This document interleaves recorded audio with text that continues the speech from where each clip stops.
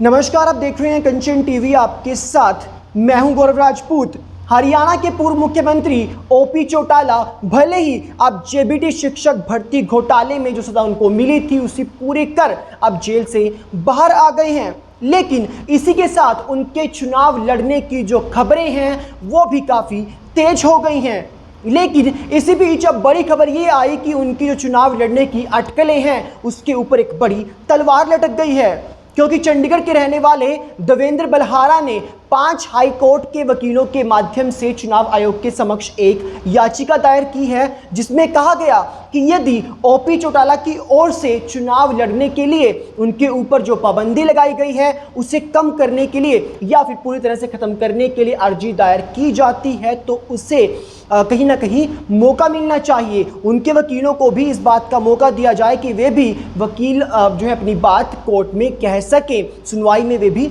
शामिल हो सकें। आपको बता दें कि जनप्रतिनिधित्व कानून 1951 की धारा 8A के तहत कोई भी अपराधी यदि जेल से रिहा होता है तो उसके 6 साल तक किसी भी तरह का चुनाव वो नहीं लड़ पाएगा। तो इस धारा के अनुसार अब ओपी चौटाला भी आने वाले जून 2027 तक कोई भी चुनाव नहीं लड़ पाएंगे। लेकिन इसमें एक बड़ी बात यह भी कि इसी कानून की धारा 11 के तहत उनके पास विकल्प होगा कि वे जाकर चुनाव आयोग के समक्ष एक अर्जी दायर कर सकते हैं, जिसमें अपने ऊपर जो पाबंदी लगी है उसे कम करने के लिए या फिर पूरी तरह से खत्म करने के लिए वो रिक्वेस्ट कर सकते हैं, अपील कर सकते हैं। उसके बाद एक 3 सदस्यीय चुनाव कमेटी होती है जो इस बात का कहीं ना कहीं डिसाइड करती है, इस बात को लेकर फैसला करती है कि जो भी अपराधी है, चाहे वो ओपी चौटाला हो चाहे कोई भी अपराधी हो, उन्हें कितनी रिलैक्सेशन देनी है। अब ऐसे में खबरें क्योंकि लगातार यही आ रही थी कि ओपी चौटाला इस तरह की अर्जी दायर कर सकते हैं, जिसके बाद उन्हें अगर रिलैक्सेशन मिलती है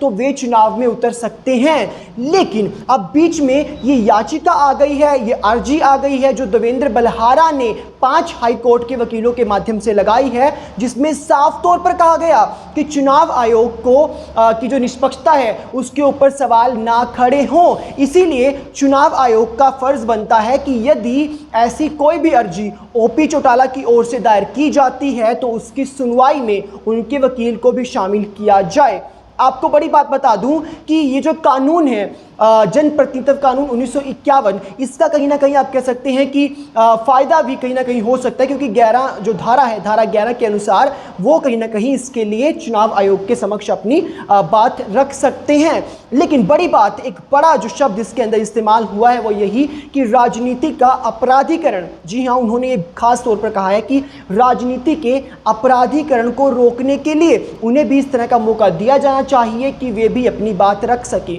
लेकिन क्या होता है राजनीतिक अपराधीकरण, ये जान लेते हैं। दरअसल इसके माध्यम से आप ये समझिए कि कोई भी व्यक्ति, कोई भी अपराधी जो अभी अपराध जो उसने किया था उसकी पनिशमेंट को पूरी करके आया है, उसे चुनाव में यदि वो आता है, चुनाव लड़ता है, तो कहीं ना कहीं उसे राजनीति का अपराधीकरण कहा जाता है। तो ऐसे में ये बड़ी बात उन्होंने सामने रखी कि राजनीति के अपराधीकरण को ध्यान में रखते हुए उन्हें भी मौका दिया जाना चाहिए कि वे भी अपनी बात रख सकें। लेकिन अभी तक ऐसी कोई भी खबर इनेलो पार्टी की ओर से नहीं आई है कि ओपी चौटाला चुनाव लड़ना चाहते हैं या फिर उनकी तरफ से कोई भी इस तरह की जो अर्जी है वो चुनाव आयोग में दायर की जाएगी। लेकिन चूंकि लगातार मीडिया में इस तरह की खबरें आ रही थी और इस याचिका में भी, जो याचिका देवेंद्र बलहारा ने दायर की है, जो अर्जी उन्होंने दायर की है, उसके अंदर भी साफ तौर पर यही कहा गया कि मीडिया में लगातार उनकी रिहाई की जब खबरें सामने आई तभी से इन खबरों को भी कहीं ना कहीं प्रमुखता से दिखाया जा रहा है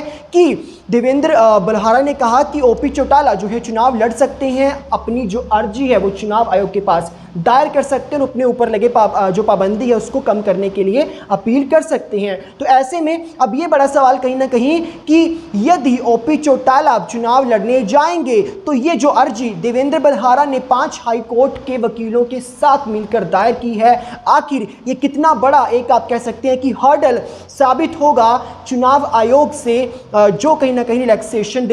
ओपी चौटाला को मिल सकती थी उसके रास्ते में। ये देखना अपने आप में बेहद रोचक होगा। इसी के साथ ये वीडियो अगर आपको अच्छी लगी हो तो आप इसे लाइक कीजिएगा, इसे शेयर कीजिएगा और देश और प्रदेश से जुड़ी तमाम खबरों के लिए देखते रहें कंचन टीवी।